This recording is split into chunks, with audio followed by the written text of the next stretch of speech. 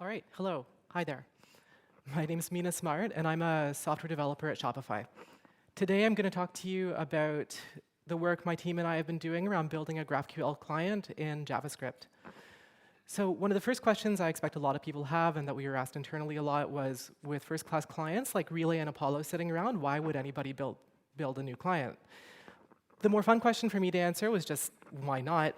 But we did have some real constraints. We had a lot of constraints that the existing clients didn't really cover. Let's look at some of the requirements that we had. We needed something that wasn't necessarily UI bound, that could be used in a data-only sort of way. It needed to support generative relay-style pagination, generative relay-style resource reloading, and no client-side query parsing. We are distributing our client with SDKs, so we didn't want to have to jam in a GraphQL parser while we were doing that. So a data-only client. We needed something that was data-only, not UI-bound. We needed a client that could work as well in a node environment as in any arbitrary UI. And one of the most common questions we got around why we're building a client again if all we need is the data layer is why not use a raw query? We thought about doing this, but quickly realized that we'd be missing out on a lot of the value that GraphQL provides. First off, types. GraphQL is a strictly typed system, and using only raw queries with an HTTP fetcher, we wouldn't really be able to get any of this information. In the case that we directly need to render our query results, we need to store type information about the values that we bring down. This would allow any attached UI to make intelligent choices about how to render data. The second thing we'd lose out on using just raw queries would be relay specification features. So Relay gives us a whole lot of predictability around refetching resources and pagination. And in the case of Shopify, we have a lot of deeply nested paginated data, and it's much easier to have a computer figure out those pagination queries than to have our developers write it out manually for every permutation and case. We wanted to have an interface that was just this simple, where you could pass in a set of objects and ask for the next page of that set without having to understand the full graph that was returned, and just resolving with the end set from that. So this is an example of how deeply nested our data gets. The query gets really, really small, and this isn't even without any fields. It's just all of the connections, edges, and nodes to load like the preview page for a shop. Our client needed to be able to take this and request the next page of the most nested part of it and automatically generate that query, and then resolve with it. So automatic query generation for pagination was one of our features. We also needed to have a similar interface for reloading objects. No tree traversal, no query construction, and the same style of query generation that we use for pagination. The other thing we needed to have is that we couldn't have client-side parsing. Since we're using this library to build other SDKs, we didn't want the weight of a full GraphQL parser embedded inside the client.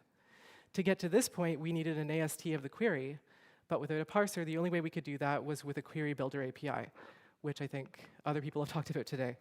And I know a lot of people aren't a fan of this approach directly, so we took a hint from the Relay team and we built a Babel plugin that can actually transform a raw query that's co-located inside your code into this query builder API. Without a type-aware client, we couldn't have done any of the query generation I talked about either. But for it to be type-aware, we needed to bundle in some information about our schema. We needed to get the type data into type data into the objects our client returns. We needed access to the introspection data. In fact, it needs to be distributed with the client. Now, runtime introspection can be a heavy request and use a ton of memory. Similarly, including the entire schema would make our distributed JavaScript very, very big. To get around this, we actually analyze the types that the client asks for and build out a set of really terse JavaScript modules that return the field types for any field within the object graph. This does not capture everything that the full GraphQL schema IDL does, but it's enough for us to figure out field types and what resources are fetchable under the node field. So now that we have type information and an AST of the query, what does this let us do? It lets us do a lot of complex decoding around our objects. And during our client's decoding phase, we're able to attach next page and previous page queries to connection objects. And we actually abstract out the entire connection edges node structure into a simple array so that client developers just get to look at lists. Some lists are paginated and have extra metadata around them. Others are just basic lists, and they all look like arrays to most developers. Since what we were doing through our decoding process was really kind of complex, we built out a decoder that really worked like a set of middleware. This allowed us during our development phase to kind of pull in and out features, and in the future we can add more features or get rid of features, and it won't really impact the entire decoder system. So what's next for us? We're actually looking at building a GraphQL compiler that can take GraphQL.js files and turn them into JS modules that export a function that represents that query. This would keep our query files separate from the rest of our source code, which would have some positive side effects, like making it easier for us to profile the types of the queries and the fields that we're actually using. Right now, we're relying on tests to do that. So this doesn't actually require you to run tests that orchestrate all of your queries all the way through. You can just profile the raw query data. So what have we built? Getting all of these pieces working together was a pretty large task for a relatively small team in a relatively short amount of time. So to get everything built out nicely actually meant building out a few separate bits of tooling to get everything working. We had the base client, we have the schema transformation tool, we have a schema introspection tool, and we have the Babel transform. These are all available open source under the Shopify organization.